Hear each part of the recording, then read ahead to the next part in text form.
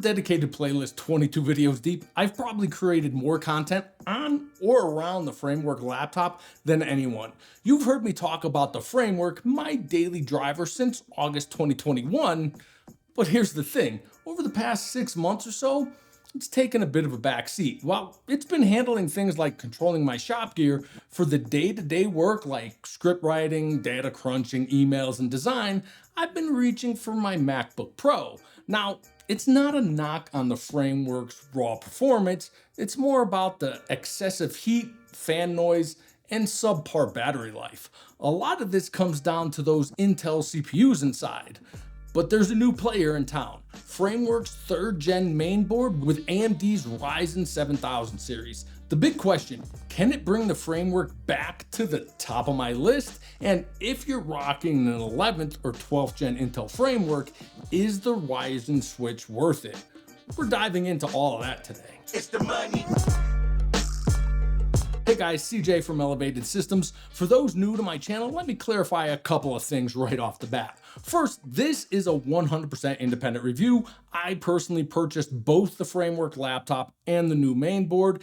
These aren't review samples, and neither Framework nor anyone else is sponsoring this video. Secondly, for those unfamiliar, let's dive into what the Framework laptop is and what sets it apart from other laptops out there. At first glance, it might seem like your typical ultra portable thin and light laptop.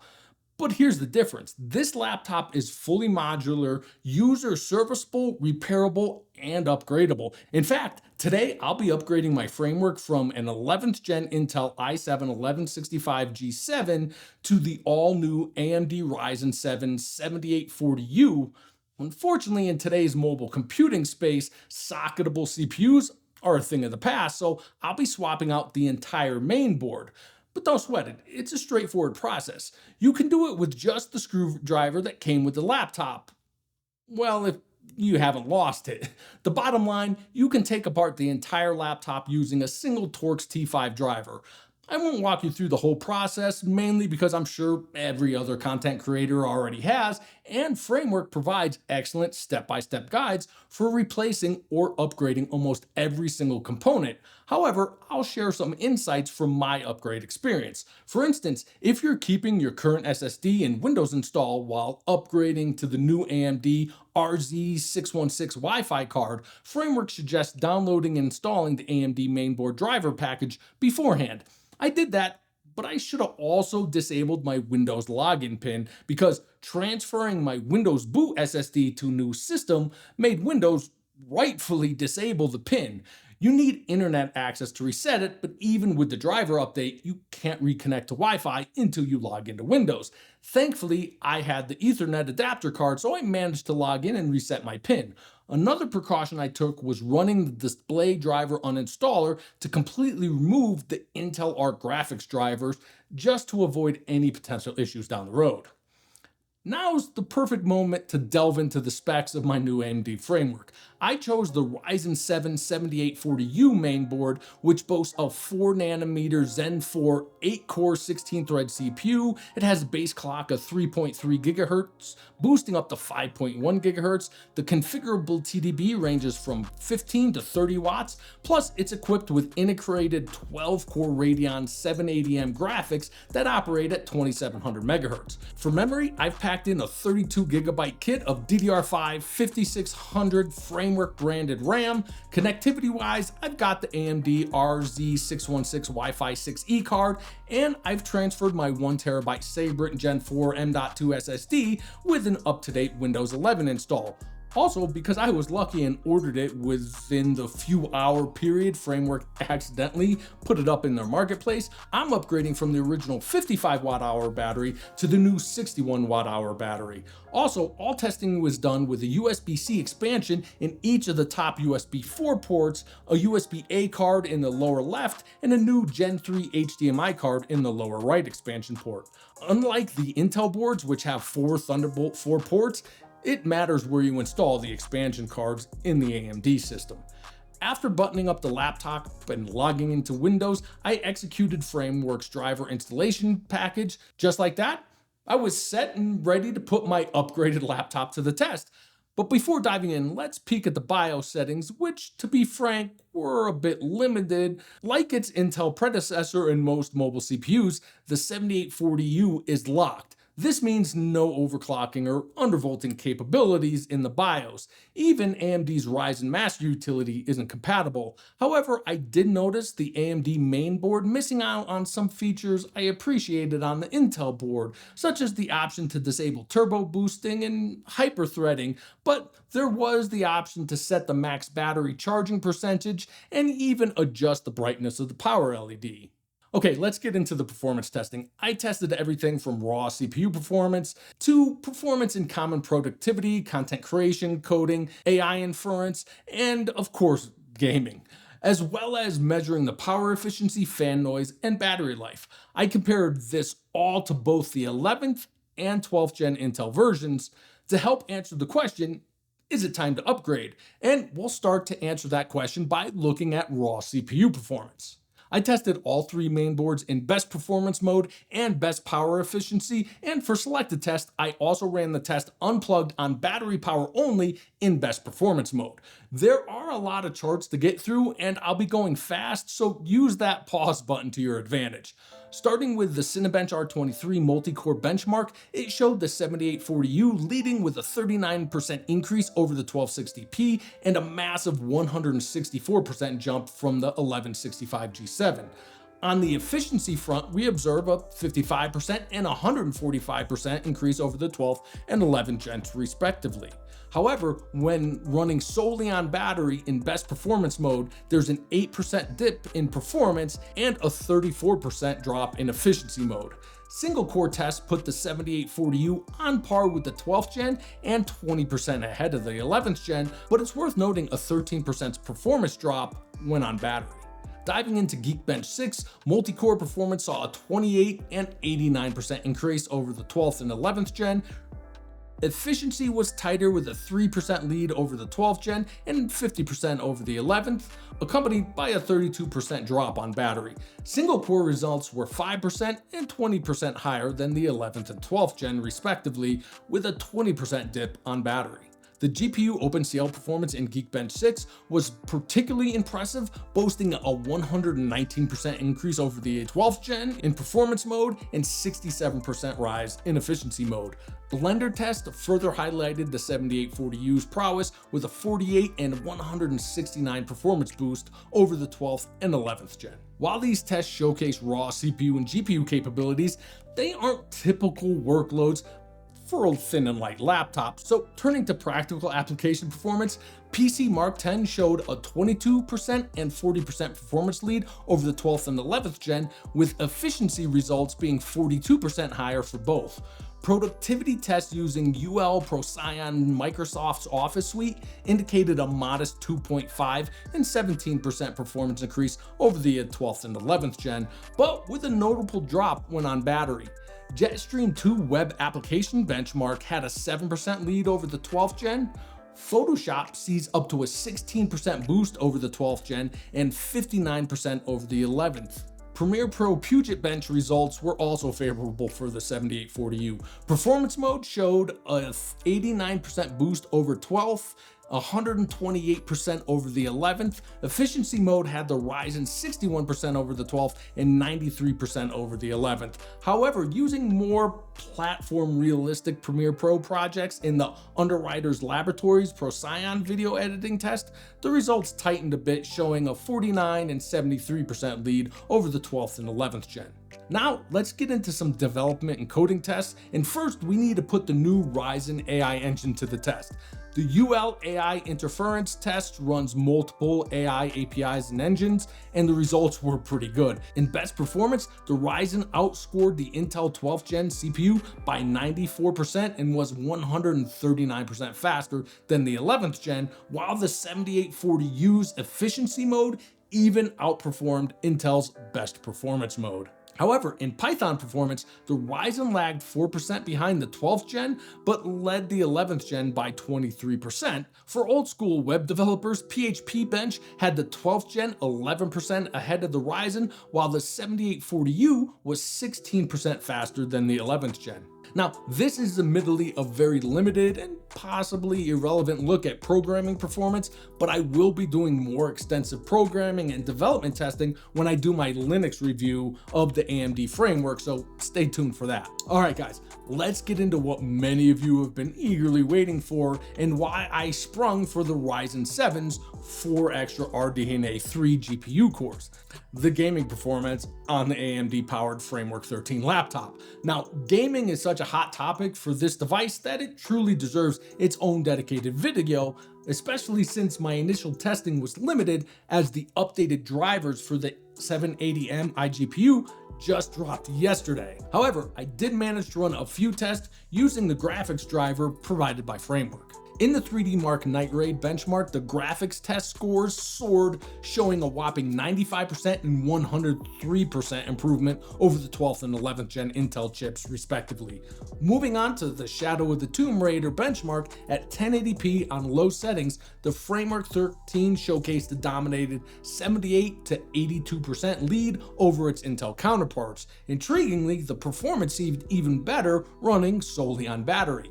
I also used the total frames rendered to better show differences to give you an FPS picture. While the Intel chips hovered around 24-25 FPS for all those tests, the 7840 flexed its muscles, delivering a smooth 46 FPS. Now, after updating the drivers last night, I hastily installed a few games. With the updated drivers, Starfield actually launched. However, at 720p on low settings and FSR2 on, the game only averaged around 25 FPS. But in Baldur's Gate 3 at full native resolution with medium settings and FSR2 in performance mode, the game ran at a very playable average of 46 FPS. I'll be diving deeper into gaming on this machine in a dedicated video soon, so drop your game requests in the comments below. From my preliminary test and experience, I'd wager that this Ryzen powered framework will handle esports titles like League of Legends, PUBG, Warzone, Dota, CSGO with ease. However, for the latest AAA titles, you might want to manage your expectations. I mean, if it's struggling to even hit 60 FPS on a 5-year-old game at 1080p low, that may be a sign. Stay tuned for more, but let's move on to a topic that's been a major thorn in the side of the Intel framework: heat management, noise, and of course battery life. Now, straight off the bat, the Ryzen system can get just as toasty and as noisy as its Intel counterpart. For instance, while rendering a 4K H.265 video in Premiere Pro, the CPU main attained a scorching 99 degrees Celsius, causing the input cover to warm up to about 118 degrees Fahrenheit, 48 Celsius, and the fan was working overtime, churning out about 51 dBA of noise. With such intense workloads, thermal throttling is inevitable. Comparing a single Cinebench R23 multi-core run to a 10-minute run, there's roughly an 8% performance dip due to the heat saturation and throttling. But that's still better than the 14% drop on the 12th gen Intel, and honestly, it's pretty standard for a slim laptop. But here's where the AMD version shines. Unlike the Intel model, which tends to stay warm even when idle, the AMD framework remains relatively cool. Sure, it's a tad warmer than my MacBook Pro, but it's never uncomfortably warm. And remember those random fan bursts on the Intel version while simply doing things like typing in MS Word? Thankfully, that's a non-issue with the AMD board. Even during intense multitasking in MS Office, the fan noise never rose above background levels. I've been working on this laptop, crunching numbers, creating charts, and scripting this review, and the input cover hasn't crossed 90 degrees Fahrenheit. Plus, I haven't heard the fans kick in once. Now, the million-dollar question: how does this impact battery life? Well, my friends, using the Underwriters Laboratories productivity battery test, which simulates real-world tasks, the 8-core Ryzen 7 7840U paired with the new 61 watt-hour battery lasted an impressive 10 hours and 50 minutes.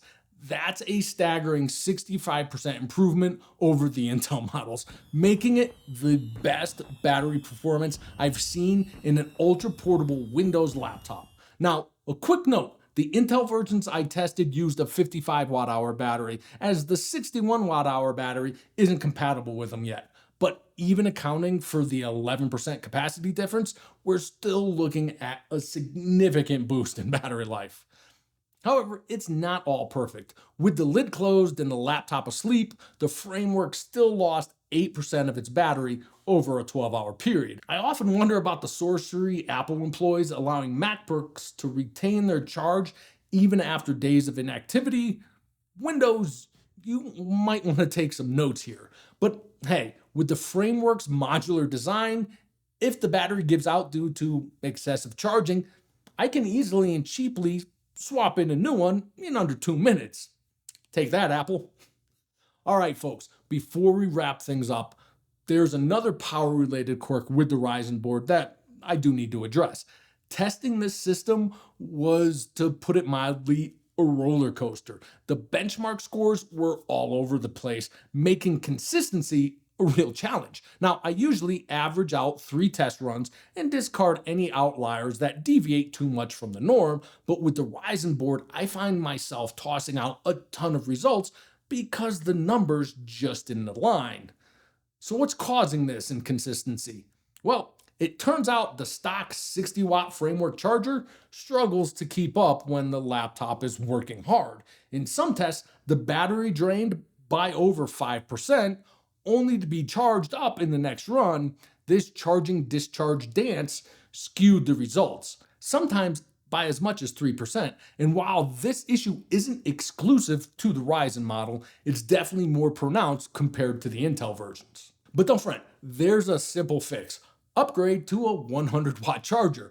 If you're considering the AMD Framework 13, I'd advise skipping the standard framework charger altogether. Instead, invest in a robust 100 watt USB-C charger. Not only will this resolve the power inconsistency, but it's also essential if you plan to use any of the main boards outside of this laptop without a battery.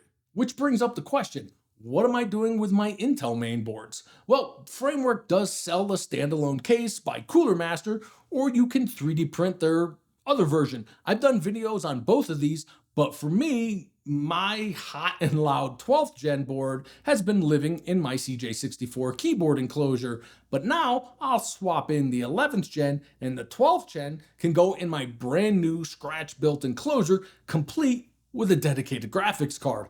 I have a video on how I made this and how you may be able to get one coming up, so be sure to get subscribed so you don't miss it. All right, folks, let's wrap this up. I could talk about this upgrade all day, but we're already on page 5 of the script and I can sense some of you drifting away. So here's the deal. I'll be rolling out a comprehensive series on the revamped Framework 13. Expect a dedicated gaming performance video, so drop your game suggestions, a Linux review, tell me which distros to test, and a head-to-head showdown with my M2 MacBook Air because Framework CEO believes Apple is their main competitor. I'm also keen to delve deeper into content creation on this machine, covering video 2D and some 3D design.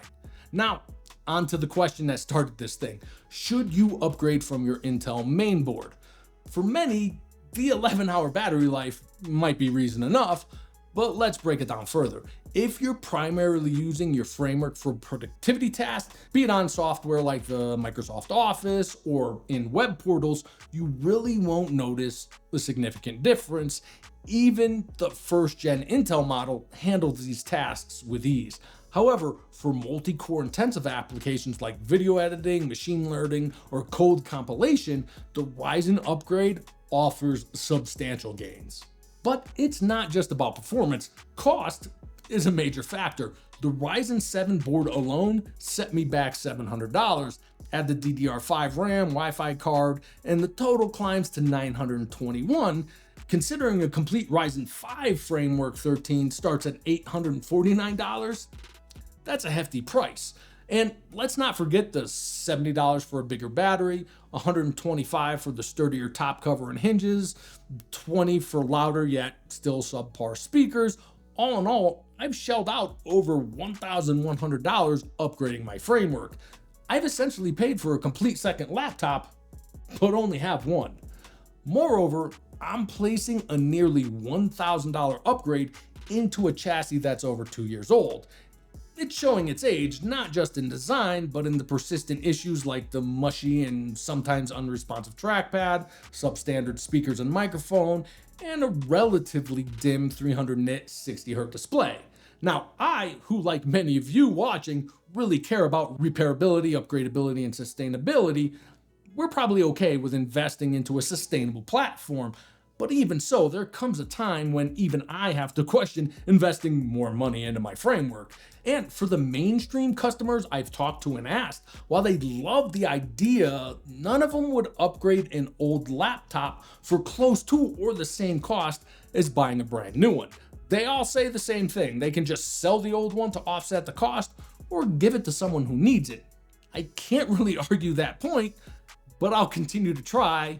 Again, just like I said in my long-term review, the Framework isn't the best laptop made by any company, but Framework is the best company currently making laptops. And now, thanks to AMD Ryzen 740 series, despite some problems, the Framework 13 is probably the best performing ultra-portable Windows laptop on the market. Okay guys, I went a little long today diving deep into the Framework 13 AMD laptop, from performance to power efficiency to gaming, and even the challenges of upgrading. We've covered a lot. This machine, with its promise of sustainability and upgradability, certainly brings a lot to the table, but as with all tech, it's essential to weigh the pros and cons, especially when considering the cost of upgrades. Thanks for joining me on this review, guys. If you found this conversation insightful, don't forget to like and share, and don't forget to subscribe for the rest of the series, and I'll catch you in the next one.